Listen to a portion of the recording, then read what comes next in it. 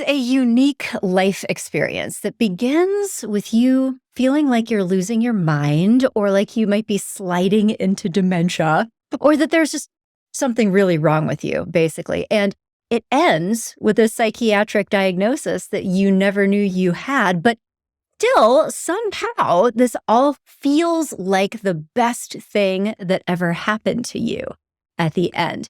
My friends, we are talking about the experience of being diagnosed with ADHD as an adult. If you are newly in this club or wondering if you should be, this episode is for you. My guest today and partner in crime is my colleague, Jessie Stanley, who, like me, is a marriage and family therapist here at Growing Self, and like me, is also in the ADHD club. And you're newly joined this club, Jessie. Yes. Yeah. Still waiting for my membership card in the mail. But Uh-huh. yes, I very recent diagnosis, although I had suspected for a long time that this is the club I belonged into, and Yeah. it is official. Mazel tov. Welcome. It's like this weird secret club of people that like get you in a different way. So anyway, but I'm so happy to be able to talk with you about this topic because I've actually been seeing more and more about this in the news lately, and also having friends and just people I'm connected to being like, I have to tell you something, and that they were recently diagnosed with ADHD and that they are by and large so relieved. They're like, oh, this all makes sense now. And so I wanted to talk with you just about what this is like. I too was diagnosed as an adult, just to normalize the experience, but also talk about, just put our professional therapist hats on too, talk about, so what, now what? What do you do with this new information and in order to have a nice life? Is it okay if we start with your story? Sure. I'm just, was there an aha moment, or is this something that you had Yeah. known, or? Yeah. So for me, it's interesting, right? I think especially as an adult and never getting diagnosed as a kid, Mm. I think we just developed various coping mechanisms that I didn't even realize were coping mechanisms for getting functioning as an adult and everything. And I think I always felt that was the right thing, but then it wasn't until I became a therapist where I, started learning more about this and reading about it and getting exposed to it through this training and things like that. And the more I read, and I think everybody who becomes a therapist goes through the DSM itself. That's part of it. We're like, everything. oh no, with all the things in the DS, or at least Yeah. like a good 30%. So yeah. So ADHD Absolutely. was one of them on Yes. your bingo card. Oh, for sure, right? But probably the one that was the most accurate. And then I think it was the biggest aha moment for me came while ironically I was watching like a TikTok where somebody was talking about their experience with ADHD. And it was like a really funny TikTok. And this guy, he's like talking about, I'm going to get a new hobby and I'm going to research everything about this new hobby. This hobby is now in my life. I'm going to get all the things to do this new hobby. There we go. And I've done the hobby. On to my next hobby. And I was like, Okay. I feel so called out. The moment of recognition. Oh boy. Oh yeah. It was that. And then I think that was like one aha moment for me amongst many. And then from there, I was like, oh yeah, it just fits. But I dragged my feet for so long about getting diagnosed. That's like part of the experience. We procrastinate. So you dragged your feet with getting diagnosed. I totally did. The amount of times there'd be times where I'd reach out to people and I'm like, oh, okay, I'm going to try to schedule consultations. And this is what happened. And it was just like the follow through on that was just so poor. But finally, I think in more recent times, and it was funny, is it getting worse or do I just know more about it so I see it more? And finally I was like, I just want to like officially get a diagnosis and officially do this here so that I can then start getting on track for doing the things I need to do to like manage it better. So there it was. I finally got there and it was a really easy process, to be honest with you. And, yeah. What was your testing process? Did you just go like to a primary care physician? Did you go to a psychologist? What did you do? I got an appointment with a psychologist and we had a good long session of conversation and everything. And then she sent me out a bunch of the traditional like tests that I filled those out. We had another conversation. She went over the results between the conversations and the testing and everything like that. She was like, no, I feel pretty confident. Yeah. Diagnosed. I can't, she's like, I can't even dispute it. Like, it's plain as day here. And it was good. And I think certainly we're certainly respected to some of my own like lived experience and just talking about it and just from what I know and everything, Yeah, you know, worked out. that's cool. Can I ask you a sort of personal question? How did you feel when it was confirmed and it was like, It was validating, right? It was mhm, great. I was I think overall happy. I was like, yeah, okay, cool. It makes sense now. mhm, Having a name for all the things that I do or the way I look at the world was nice. I'm like, okay, cool. There's a name for it. This is great. yeah, yeah, Understandable. I don't just procrastinate on things. I'm not just lazy or disorganized. Whatever. There's a reason for it. And having that reason, I'm like, cool. Now I can even more lean into some of the other living mechanisms, just right. ways I can live in the world. And also, too, I think even friends, family, loved ones, and people like that who interact with me, they go, "Oh, cool, that makes sense," right? Like, That's good though, that they were also able to just understand you in a different way. Yeah. yeah, yeah, Mhm. Yeah. yeah. It's pretty interesting. And I guess maybe I should issue like an apology letter to like past relationships. Be like, so I have I to figured tell out you why I was not something. there. Yeah, yeah, yeah. I know. It's such a relief in some ways, but yeah, like things start to make sense in a different way, don't they? Yeah. Yeah, good. I can definitely relate to that. I think I was in my probably early 30s. I think my love child, Simon, was probably 5, I wanna say, and I went through this period. I was in grad school and trying to do the mom thing.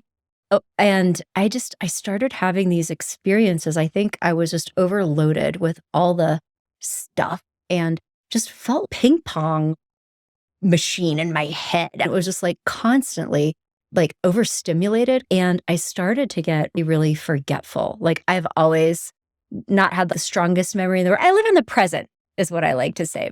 Just But I remember I had made a play date for my kid to get together with one of my friends. And she called and was like, "Are you guys coming?" And I had just totally forgotten about the whole thing. It was like an hour after we were supposed to be there. And I felt so bad. And I was like, what is wrong with me? And I think I had developed over the years this narrative of, I don't know, I think you don't trust yourself or what is wrong with me that it's hard for me to stay organized or get places on time or whatever.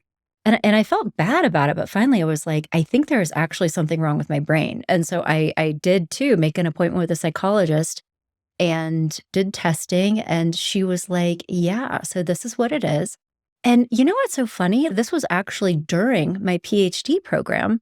And I knew about ADHD. And fascinatingly, my mom, like lurid ADHD, she's amazing. And I love her so much. She's an angel now, but she actually was late to my wedding by an hour. We couldn't start the ceremony because she couldn't find her shoes. Like, oh, yeah, so it runs in the family, but I still didn't really think about it until I had that experience, and I was like, "Oh, this makes sense now." And it just all fell into place, so I can relate to what you're talking about with it being like a relief. yeah, absolutely. Mhm. Yeah. Yeah, and it explains so many little things and just the Yeah. way I've maneuvered and like I've certainly accomplished a great deal, I mean, without having the diagnosis, right? I mean, Absolutely. been in the military for 20 something years. I've done very well there. Mhm. And I've got my master's degree. I've been in private practice for a long time, Mhm. working with myself for a long time. And I've just done all those things. It's great. And I'm like, wow, imagine if I had figured this out sooner, or how much Yeah. easier some of that would have been, or Mhm. how I would have approached things differently. Yeah. Well, let's talk about that because I think the diagnosis is almost like the first part. It's like the first thing that happens, and then this door opens. And I think I'm sure we're both in alignment about the fact that just because, yeah, okay, fine, you have ADHD, but it is not an excuse. And if anything, Sure. it is actually a mandate that you are going to have to work a little bit harder to function in some ways than neurotypical people do. And so I guess with that in mind, I'm wondering, what would you say has changed for you in terms of the way you operate because of knowing this about yourself now? That's a good question. But it's interesting because it's still something I'm trying to figure out. I think that I am much more intentional when I'm like organizing things or thinking about my life. I think I also give myself a little bit more grace too, that I'm like, oh, I'm not going to be the best at this certain thing, Mhm. or it, you know, longer to get this other thing started. I'm probably more like aware, right? Especially since it's become like official. I'm like, okay, cool, right? Now I'm thinking about it a lot more. And so I think I'm more aware of, okay, yeah, like it's going to take me a minute to do this task that I don't really want to do. And Mhm. okay, I now I'm like strategizing with myself. What can I do to help motivate myself to do that? Yeah. Okay, my follow through isn't the best on that, right? Anybody who knows me knows I have like probably projects that done at like 80%. And so like how do I do better at that? Or how do I push through to the end? And so it certainly gives me a little bit more motivation to like really try. Mhm. So that's certainly helpful. And also just like I said, like giving myself a little bit of grace. Okay, cool. Yeah. This is why it is. Don't need to Right. beat myself about it. Yeah. Mhm. Yeah. And I'd love to talk more about if there are any practices that you've put in place since, but actually, could we back up for just a second? And Sure. because what I'm also curious about is for you, and I think it's probably different for everybody, and it's also, I think, important just to say for our listeners right now that there are different types of ADHD and that it doesn't necessarily look the same for everybody. I don't know what your type was, but for me, it's definitely more that like inattentive type of ADHD. So I'm not like hyperactive and bouncing off the walls, but is that like dreamy, lost in thought kind of thing. And my kid has that too, like Yeah. totally like his own internal world going on. But for you, looking back, what would you say were the biggest signs for you that there were differences? And like, when did it start? Was it your whole life, or was there a time in your life Yeah. that it became really prominent? No, I think when I think back on it, Mm, probably I can look back and go, "Oh, yes," right? Through my mm, life in a thing. I'm 45, right? And so I think that when I was a kid, I don't know if it was as getting diagnosed as often, right? I grew up in yeah. the '80s in Hmm. elementary school, and so it wasn't I don't know, it wasn't a thing that I don't know. I'd have to look back and see, like, when was it becoming more popular? Yeah. And yeah, so I think I've always been like fairly disorganized. I've always been distracted and Mm, everything. I wasn't the kid who was like jumping out of the seat and like doing all that type of stuff. So it's certainly not, I've always been high energy, but I've been able to be controlled. And it was and like behavioral issues like that weren't very yeah. prominent, which I think is one of those easy ways to start to identify kids, Hmm. right? Oh, hyperactivity, right? There we go. Mm, Versus me, I think relatives used to call me like the space cadet because I'm like, I'm out yeah. there, Totally, that's doing what we my call Simon, our little space cowboy, the astronaut. Mhm. So Yeah. So I think that is a big thing. Like I'm very easily distracted. I could be doing one thing and all of a sudden I'm like, squirrel. Like I'm off doing other thing and then I'm off doing this Mhm. and I think also there's a certain level of disorganization that I've had and I've just Mm, like tackled in my life trying to like in that. yeah. So that's probably like the some of the very early signs for me. And then I think as in adulthood, especially, right? Just again, I joke that my hobby is collecting hobbies. And I'm like, Mhm. and I realized too, also, like I've just collected things Mm, and I'm becoming more, and probably the biggest thing since I've been diagnosed is like a mhm. very big hyper awareness of the way I chase dopamine like Mm, my entire mhm. life. Right. Yeah, And also in my adulthood, and I'm just always like switching from one thing to another just to get yeah, that hit. yeah. And it's certainly a result in me. I've accumulated more stuff than I really want. And I Mhm. realized that that was part of my coping. Yeah. And I'm trying to purge a lot of stuff right now. And I'm like, I just want to have less stuff. Yeah. I want less stuff. I had a storage unit that was there for probably like 3 or 4 years, the first time I've been in it. And I'm like, if the place burned down, I wouldn't really know what was in there other than maybe 10 things I could list. But Mm. now that I've emptied the storage unit and I've seen the stuff, I'm like, oh no, how do I get rid of the Oh, things you that I you got? can't look at I was gonna offer to come and help you burn it down, but you already took the stuff out, so it's over. That's probably would have been best if someone was like, I'm just going to burn it down. You go list the 10 things that are in there. I'll go grab those 10 things and the rest can just go away. Right. Okay. Yeah, I know. When you see the stuff, you're like, "Oh, but I need that." Yeah. Yeah. So there you Well, that. No. mhm. Ugh. but also knowing that it's really helping me too, right? Let go of some of those things where I'm like, oh, I know why I grabbed those things. I don't need those things anymore. Like, Mhm. get of them. And so I'm doing a Yeah. decent job getting through it. But, Mhm. getting things started is tough. And once I get going, it's Yeah. good. Totally.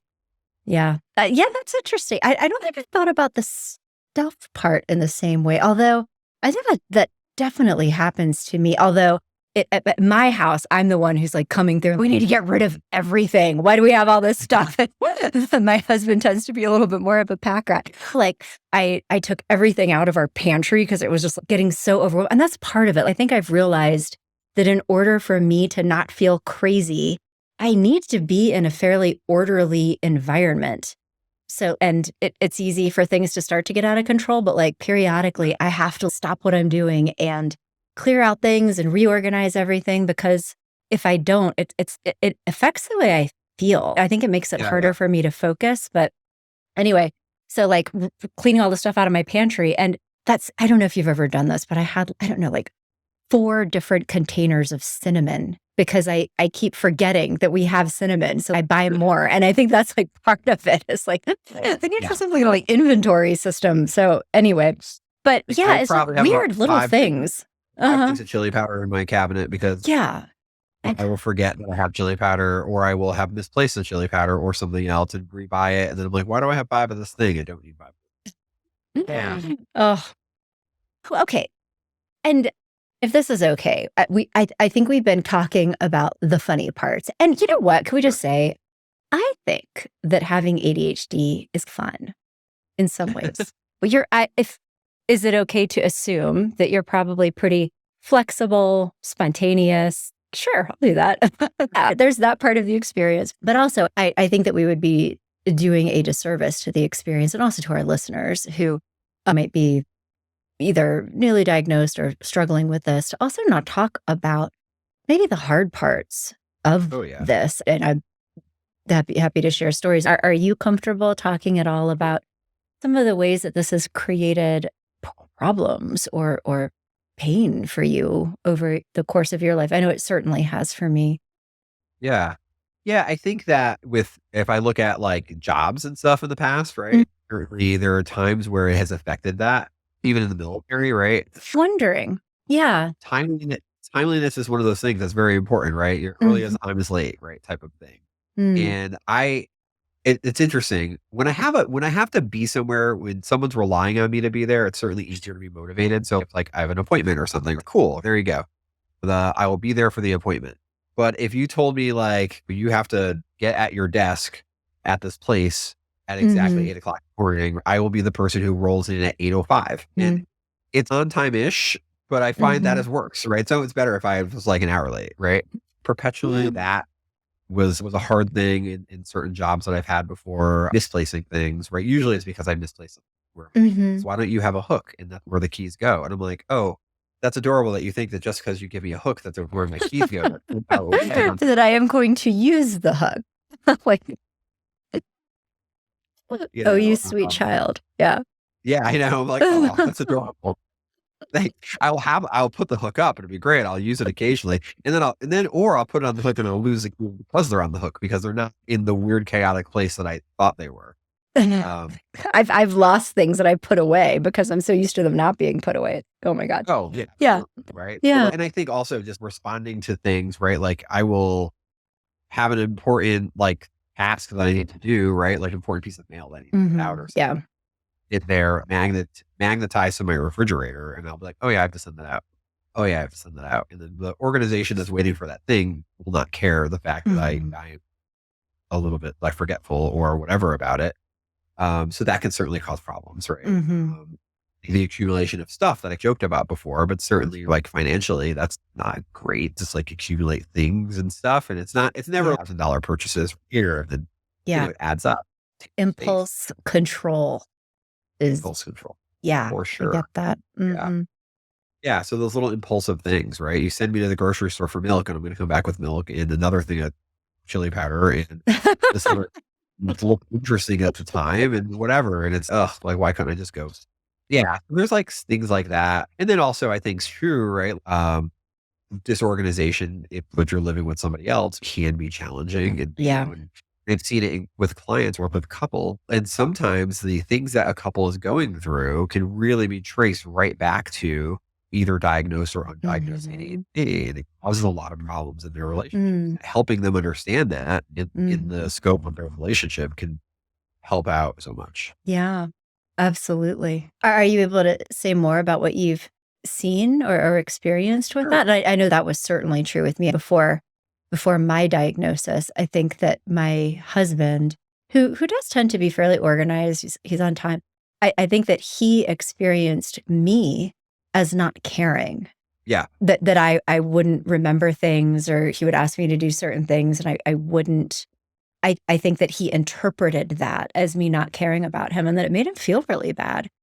And Yeah. I felt bad because that wasn't the intention, but and then when that diagnosis came into the picture, I think that he understood me in a different way, which is that it was maybe less intentional than I think. Because if he had been operating the way that I had been operating, he would have known it, and it would be like, "How can you be doing these things without really," just because his Yeah. mental experience is so different. But is Yeah. that the kind of Yeah. stuff It's that like you're I seeing, or never is it different? Mhm. Yeah, no, it's like I never woke up and was like, okay, on my agenda, I'm gonna have my 9 o'clock coffee. I've got a 9:30 meeting, annoy the crap out of my partner, and then like go to food, right? Mwahaha. Right. It's not Mhm. like there, but partners will sometimes interpret your actions like that way, right? Yeah. And so certainly there's a level of disorganization, or just I think very a frequent topic that I talk about is the division of labor household. And if I've got poor follow through, or, oh yeah, no problem, I'm going to do that thing. No Mhm. problem. You ask me to Right. take out the trash, whatever, or that's my job to do these things or whatever. And then I forget about it. I put it off. I forget about it. I get distracted by something else. And then my partner will think, oh, they don't care. They're Yeah. lazy. They don't have follow through. I can't rely on them. Trust them. Things they said they were Totally. going to do. And that impacts relationships. And so certainly Mhm. I've had my share of all of that, roommates and things like that. I probably have an old roommate who would say I was fairly organized but if you went into my personal space, it looked like more chaotic. I think I was better at Mhm. that point in my adult life of being like, oh, this is public space. So I try not Mhm. to get too disorganized there. And then they would know when I got hyper focused on, I got that super hyper focus on, I need to clean and organize everything. They'd wake up in the I morning do and it would that. be like spotless, the entire house, right? It's just because, I'm like, Nobody moved. I'm gonna do this now, and it'd be like 1 o'clock every morning, and I would keep cleaning the entire house, and I was just like, "Let's go." Um, Oh my gosh. No. That's good though, and that the hyper focus is one of the superpowers, which we could talk more about. But I get that, and I think that, it can really lead to resentment in relationships and broken sure. trust and, like, all these things, and so I'm really glad that you brought that up. But there's a feeling too for the partner without ADHD to feel like they've got this extra kid in the house, right? That they have to Yes. manage, and it puts them into instead of the hierarchy being like, "We are partners here," right? Mhm. It's one is here and one is here, and we've Right. gotta manage you, right? And it just, like, kills intimacy, right? Mhm. Because I have to manage this person, and they Mhm. feel like more kid role. It starts to really Yeah. impact that. Yeah. Totally. That, like, over functioning, under functioning, codependent thing Yeah. where one person starts trying to manage and control another, and that feels really bad for both people. Yeah. Yeah. Mm. I'm glad that you brought that up. I think another one of the dark aspects of ADHD, and I don't know if this is true for you, but I'll ask. I know for me, I think that having ADHD, and this started in early childhood for me, it like early on, I was identified as like gifted and talented. So they put me in like gifted and talented classes, which is fine. But then probably like by the fourth or fifth grade, I was getting D's and F's in elementary school because I would lose my homework or forget about assignments. Or also I was bored in class a lot of times. And so I would read books under the desk. I think maybe that like dopamine thing, like, this Yeah. is boring. I don't want to do this. But I think that what that led to is that it really started to damage my self-esteem, like my trust in myself. I felt like I couldn't be the person that I wanted to be because I was almost like not competent to do the things that I wanted to do or operate in the way that I wanted Yeah. to operate. And I think It wasn't until I got older and started to work through some of this stuff, and honestly, started to, like, manage ADHD more effectively and put into place, like, systems that did allow me to go on and do things and accomplish things, but it really did a number on my self-esteem. And Yeah. I will also say, again, we're of about the same vintage, Jesse, and, back in the day, smoking cigarettes was fashionable, and also what I've learned since then is that people who have ADHD have a much higher proclivity for particularly nicotine because it activates dopamine, and it's actually like a self-medication thing that, mimics like, stimulant medication, and so by the Huh. time I was probably 13 years old, I was smoking cigarettes. Yeah, Oh, which I don't do anymore, obviously, but that yeah. also made me feel bad about myself because I didn't really want to be that person, but Yeah. yeah. So, Yeah, I don't know. I Did you had a ever very similar thing, right? All through elementary school and high school, I was in gifted and honors classes.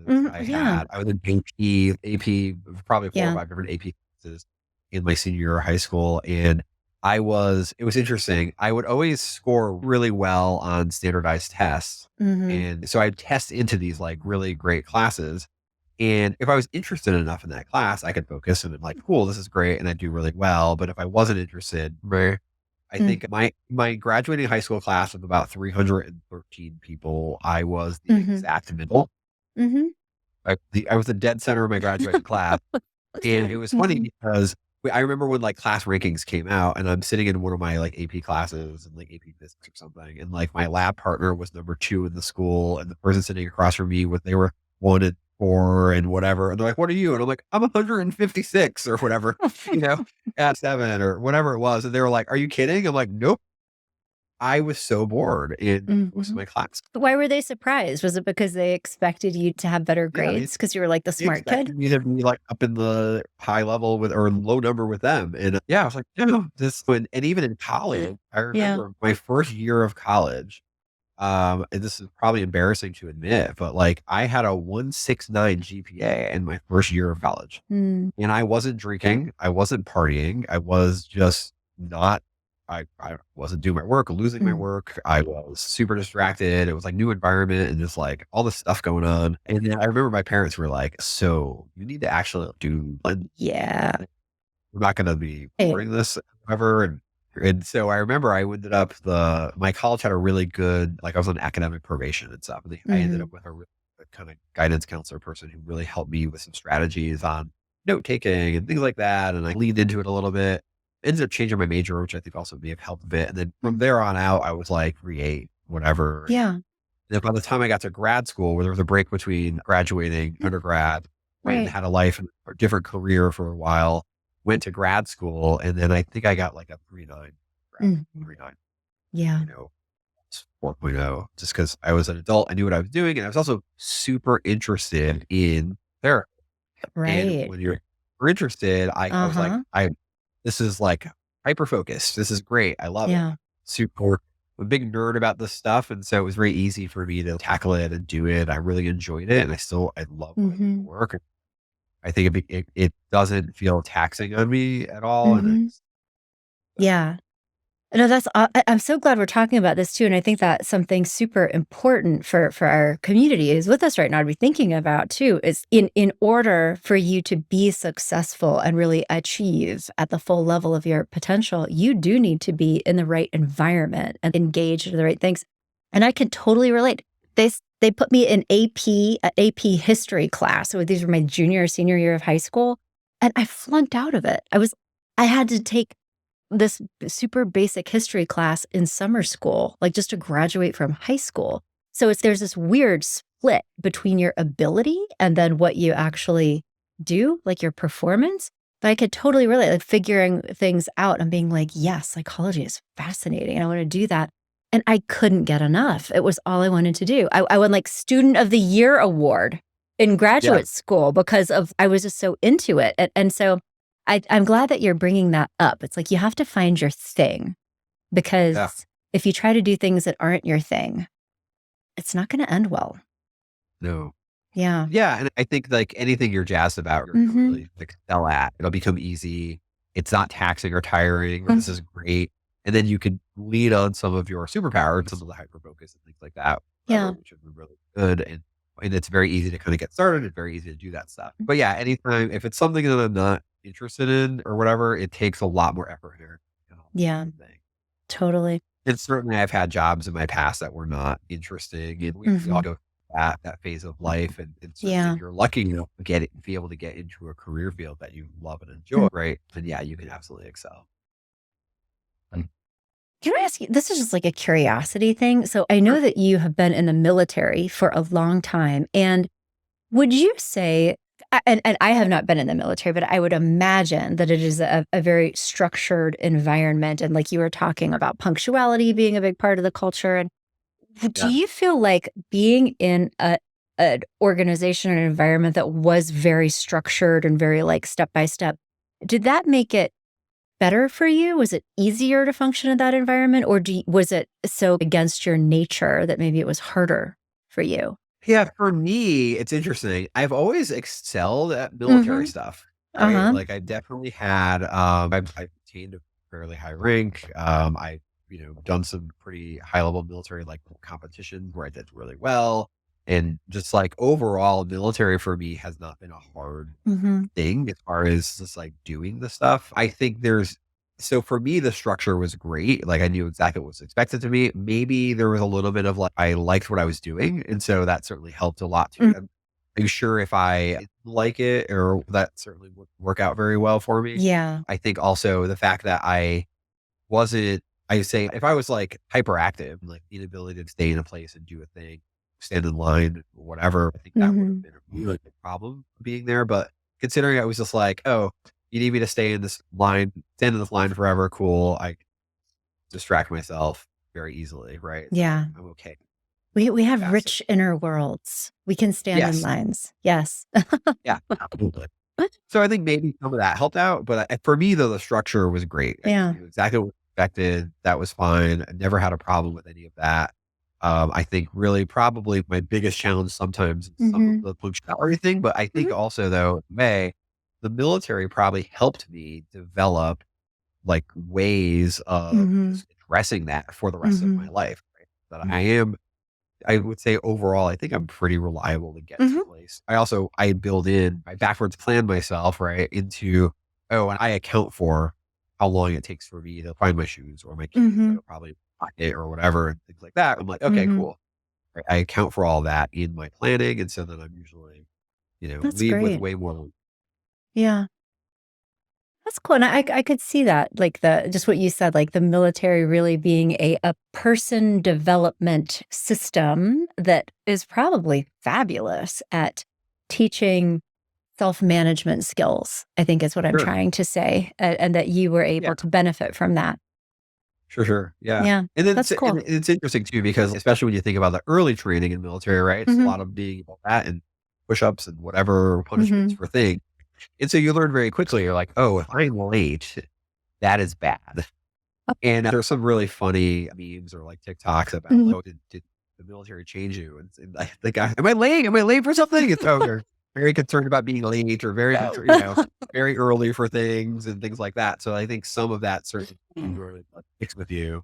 Yeah, And it's a you're doing big it for long enough. Oh, I have to early as on time is late. Right? yeah. No, that, like, internalized trauma response, like, some really Yes. big scary dude is gonna scream at you. Yes, absolutely. Oh, man. My trauma response now must be on time, right? Yeah. I could think of worse things. Okay, Yeah. okay.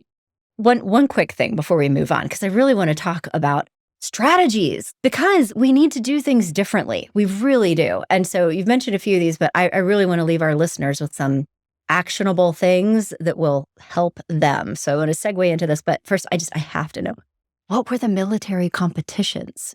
What are Oh, you talking about? I was in, the best warrior competition. I ended up winning, for the state of Connecticut, and I went to regionals. That was at West Uh-huh. Point and What everything, and what do you have to it was do to be the best warrior? like a 4-day long competition. It involves a PT test, a big ruck march for 12 miles. There's a shooting, there's a option sport, there's a written exam, an oral exam, like all these different soldiering skills you have to do day and night, land navigation. It's like a whole like the Olympics of the military. Oh my God. 4 days long, fly around in helicopters and go and stuff. And yeah. I literally had no idea that was even a thing. Oh Thank yeah, you. there's all sorts of Wow. that. Right. All right. So moving from flying around in helicopters to self-management skills. I don't think there's really an easy segue for that. So let's talk about this. Okay. So now let's talk about some of the practices that work for people with ADHD. And just because these are skills. And I think part of it is self-acceptance and realizing that you do have some thinking differences, some ways of being in the world that are maybe outside of the middle of the bell curve, right? And Yeah. that to function in the world, we do actually have to show up places on time and keep ourselves together and do good work and be trustworthy, right? Be the people that we want to be. And I know that I work on this stuff all the time. I have developed so many systems and personal practices that I'm happy to share. But are there specific things that you're like, if I don't do this, I won't be able to be the person that I want to be? Sure. Yeah. What are those for you? Definitely. Definitely. And it's interesting, right? Because again, Hmm. actually doing the work is on myself is like newer for me, Hmm. right? Because it's fairly recent like development to be officially diagnosed. But Hmm. things that have worked for me, like one big thing for me is if I make myself a list, Mm. I am very excellent at getting through my list and checking things off the list is a little hit of, oh, yeah, I did the thing. Certainly, like people have noticed, if I do not make a list, there is a very strong chance I'm going to forget about Yeah. something, whether it be, and it could be even like a shopping list or a to-do list where these are the things I need to do today. Yeah. Um, so that's like really important for me. If I make good lists, when I'm in list making mode, I'm usually getting a lot of things done. Yeah. For me, that's probably one of the biggest things that keep me successful. It's like making Hmm. my own list, not somebody else making a list for me. 'Cause that again, No.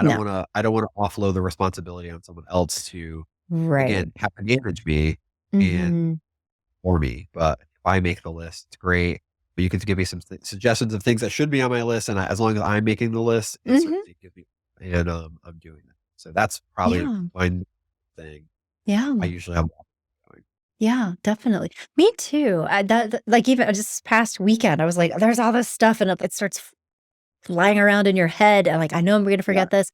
Just make a list. And then actually one of the things that I am now in the habit of doing, make the list and then go back through and then prioritize. Number one, number two, like I'm going to group these things together. And I think that normal people might not have to do that quite as Yeah. intentionally. Yeah, Yeah, more and it's needs. weird and it's interesting, like, the things that'll make the list too. There's things that, like, I assume that most people don't put on a list Mm. that are, like, very tiny, but I'll put the tiniest little thing on a list Yeah. because, and the more things I get to check off my list, the better I feel, and the better I Yeah. feel, the more motivated I get momentum, and I'm like, "Oh, this is great." I'm, like, checking Hmm. everything off the list, and I'm like, "Woo," and I get to tell somebody, like, "I checked these 16 things off my list today." Yeah. Check 10 it of out. 10 of them might be, like, very tiny little things, but it's making me super happy. Yeah. Yeah, no, Yeah, that's yeah. yeah. That's for me. I don't know about you. I set a lot of alarms and Yep. like reminders and things in my life, Mhm. but it's really funny. But if you scroll through my phone alarm list, it is Uh-huh. embarrassing the amount of alarms I have. Like 87 timers. No, definitely. It helps. Mhm. Yeah. Yeah, no, that's even before our meeting today, I was working on other stuff, and it's very easy for, like, me to hyper focus on things. I get, like, Oh my really goodness. into what I'm doing, and so I've started using timers that like, I know that I need to meet with Jesse at 3, and so I set a timer for I only have 47 minutes left to work on this thing, so it's like also when a thought comes in your head, "Oh, I don't wanna be late for Jesse," I need to set a timer. You have to do it right that very second. You can't wait. Absolutely. Yeah. Yeah. Yeah. Reminders like that are huge, especially if Mhm. I get absorbed in something. Cause I have literally been like, I could have, it would have been very easy for me to miss our meeting if I fired up the screen. I'm like, oh, Mhm. cool. We're going to meet in 5 minutes. And then I'm like, oh, what is this YouTube rabbit hole I'm getting sucked down into? And then not pay attention to that thing. Right. Right. So I have to be very careful about what I'm because I will, Yeah, absolutely. all of a I've sudden done that. I'll be alphabetizing my socks and I'll be like, Mhm. oh, I was supposed to meet with Lisa at 3 o'clock. Absolutely. I've done that. I've opened up a Zoom meeting and I have 3 minutes until it starts, and so I start, like, responding to an email, and then I'm, like, 7 minutes late to the damn thing. Yeah, Yep. totally. Okay, and so I know that you are newer in this journey, and so I don't know if this is something that you started exploring yet, but I do know that for myself, over the years, I've noticed that things like nutrition, diet, like stuff I eat has a big impact on the way that I feel mentally. Sleeping, exercise, stuff like that. Have you incorporated any of those practices yet? Because Um, they're yeah, big. They're like foundational yeah. for me. Yeah, I Mhm. can tell you that when I am exercising, Mhm. certainly I know that is when I am probably operating at my best. If I'm getting exercise, and certainly I think I've certainly now linked that to, oh yeah, when Mhm. I'm exercising, right, that's giving me a really good positive chemicals running through my body. Mhm. So exercise for sure. Yeah. I don't know what the sleep thing you speak of is. If you can tell me more about what sleep is, that'd be great. Well, of course you don't. Sleep is for mortals, Jesse, and yeah, no, I'm not really great at this either, but if I don't get enough sleep, my brain just stops working, but it's hard because I think naturally I don't get enough sleep. So it's something that I actually have to work on.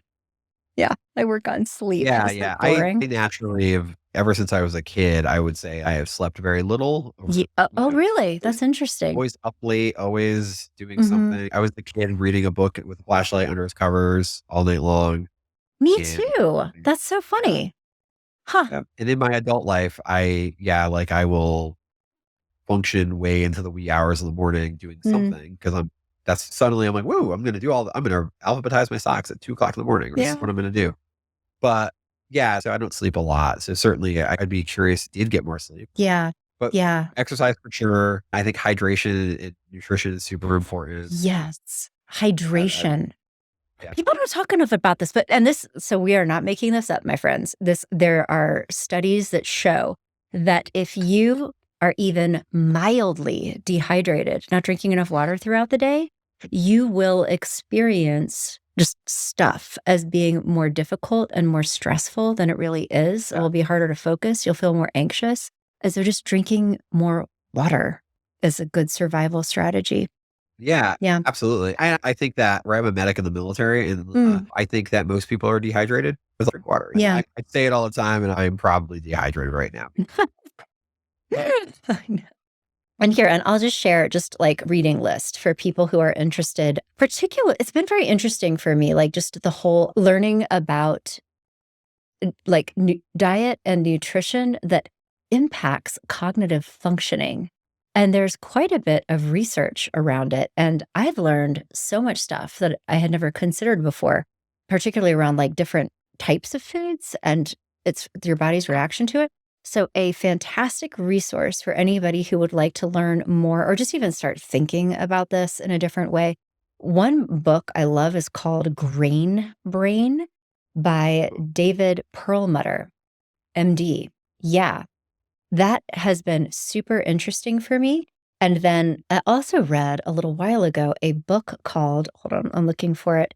It is called this is a little bit embarrassing, but because I think the way that ADHD shows up for me can be forgetfulness or like fogginess to the point where it really can get in my way if I'm not Yeah. working at it. And it feels very biological to me, but there's a book called The End of Alzheimer's that I thought was so fascinating. And it's really about preventing or even healing Alzheimer's disorder, believe it or not. But there are a lot of applications for general cognitive functioning, um, and ADHD, and it is called The End of Alzheimer's. And why can I not find it in my reading list? The End of Alzheimer's, I'm looking for the author's name. Maybe it's not an audiobook. Anyway, the book is called End of Yeah. Alzheimer's. And then very lastly, another resource that I came across that I've loved and that I attempt to put into practice. There's a book called Eat That Frog. The author's name is Brian Tracy, and he really goes into the skills of prioritizing your time and your energy and how to do that. And Yeah. I found it so helpful to put those principles into practice. It's really helped me just get a lot more done. So those are just some resources that I wanted to share with you, with our I love audience. it. Mhm. Yeah. A couple of books I think that have been impactful Mhm. for me, right? One I'm actually still working through right now is the mindfulness prescription for adult ADHD. Oh, I haven't read that Yeah. one. Mindfulness Yeah, prescription. I it's need like to write this that down. yeah, the 8-step program for strengthening attention, managing emotions, and achieving your goals. Mhm. It's certainly trying to use mindfulness, right, as a method for helping you with your adult ADHD and coming with strategies for that. Also, I think the book Atomic Habits is I fantastic. love Atomic Habits. Yeah, it is absolutely amazing, and I think So good. certainly if you're trying to develop good habits and things like that, I think it's a Mhm. great book. Yeah. Charles Duhigg, who is going to be on the Love, Happiness, and Success podcast here in a minute, Ooh, Jesse. He also has a book called The Power of Habit, which nice. is along the same lines. And I Yeah, could not agree more that it's if you can't get that habit part figured out, it's going to yeah, be hard. And I want to just validate the fact that people with ADHD tend to not love routines, and you need to have some routines. yeah, You yeah, just do. Yeah. yeah, absolutely. Yeah, and I think Yeah. certainly, like, in the Atomic Habits too, one of the things he talked about that resonated with me really well is he talked Hmm. about, like, this, like, goals and Hmm. that, yeah, we're like, Yeah. goals, blah, bad, because we hinge our happiness or that dopamine hit, right, on achieving the Hmm. goal. I either have it or I don't have it, and so that goal could be far away, and now I'm chasing that thing for so long, right, and if I lose interest because I haven't achieved my goal, whoop, Yeah. it fails. If Hmm. I if I could rewire myself to get that hit or that enjoyment and for every 1% little better I get or that little step along the way, and I'm Hmm. building better systems, and that's the thing. It's not that I wanna lose 10 pounds, it's I want to eat healthier and I wanna work out more, and the byproduct, the accidental thing is that I lose weight. Hmm. And then I'm getting, like, little successes and little, "Oh, look, like, I'm checking off my list." Every single step of the way. Hmm. Now that's sustainable versus, "Oh, I didn't," and I think that's why we lose steam, right? We're talking about getting 80% done on so many projects, right? It's because I'm shooting for the goal, shooting for the goal, shooting for the goal. I haven't got there yet. I've lost steam, and now whoop, somewhere else where I can get things big. Yeah. So you're saying break things down into small enough steps so that they stay exciting as Yeah, you do exactly. each one. Yeah. Yep. That's a really good point. Okay. Yeah. Well, good. This has been a fascinating conversation. Is there Oh, anything else that you would want to share? Any advice that you have for someone who is just into this and be like, oh, this is a thing for me, or yeah. thinking about I it? think that I think really it's if you think that it's a possibility, I Hmm. would go and get the diagnosis, right? And then from there, the person who worked with you in diagnosis should be able to also help you start strategizing Hmm. other ways to go about treating this, right? Yeah. And it's not that hard to get diagnosed or to Hmm. get screened for it. And I also think that I hope that there's like a low stigma about it too, right? I think it's Mm-hmm. like a understandable thing. Some people like, Hmm. I don't want to get a diagnosis. I don't want a label. I don't want any of that. But I think if you get the diagnosis and even if you don't get the diagnosis, just go educate yourself on Yeah. ADHD, educate yourself on it. If your partner has these symptoms or these Hmm. behaviors that are right, I think if you can improve your relationship so dramatically Hmm. by figuring this out. And I think in kids it tends to present with anxiety, right? Where we have a lot of kids, right? Anxiety. In adults, it also presents with depression, right? Because Hmm. like, ADHD have a higher rate of like depression and Yeah. anxiety. So some people, if you can treat the ADHD, that can also help relieve those other things. Absolutely. Absolutely. Because I could see how unmanaged ADHD contributes to depression and anxiety because you feel bad about yourself and you feel stressed and anxious because you're a mess and Yeah. everybody's mad at you. Yep. Yeah. Yeah. So I would say if you've gotten this far in listening to this, Mhm. right, definitely go get diagnosed, right? Go do Mhm. it. That you can. I think it's never too late. Yeah. You can get more control over your life. You can get more control over the things that are going to rattle and Mhm. be wildly successful at what you do. That's such inspiring advice. And also just add onto this too is like to get evaluated because like other things that I've learned over the years. Did you know that people who have undiagnosed sleep apnea will often present as having ADHD? Or if you use asthma inhalers, it can essentially create symptoms of ADHD. There are also like nutritional, dietary things like to be anemic, or even women starting to go through perimenopause. It changes the way that your brain works. And that is another thing that I will add. Like even just hearing your story, my story is that this is not something that starts when you're 30. Is that there's probably something else going on if all of a sudden it Yeah. feels like your brain isn't working as well as it used to, that this is something that like in childhood. And actually, if you look at the diagnostic criteria for the DSM, I think that the symptoms need to be present like before the age of 8 or 9, something like that. So this is Yeah. like across the lifespan, it is that you are wired differently. But I just wanted to say that because I think that maybe this is coming like more into the air. I might have ADHD, but to not jump into a false conclusion that you do have ADHD when there's actually something else going on that would be treatable, but it would require a different kind of treatment. And that if you go, oh, it's ADHD, then you might not get the treatment that you need, like for sleep apnea or something like Yeah. that. So I just did want to say that out loud. There are other, So yeah. yeah, no, you're right. And I think again, once you figure out that's where you're at with ADHD, right? Hmm. Usually you're like, oh, Yeah. I for me a light bulb moment of, oh, that explains my Right. childhood, Yeah, my young life, exactly. all My those mother. things. Yeah. Yeah, for real. Oh, good. Thank you so much for spending this time with me today, Jesse. This was a fun conversation. I love talking to you, and I Love it. also I hope it was helpful for our listeners because I think it's so hard before you know what's going on, and just for people who may be just in isolation, like in that "what is wrong with me" kind of place, just to hear about what this is and listen to your inspiring message. So, thanks for doing this with me. Awesome. Thank you for having me. I love chatting with you about this and look forward to doing more chatting about it in the future. Yeah, me too.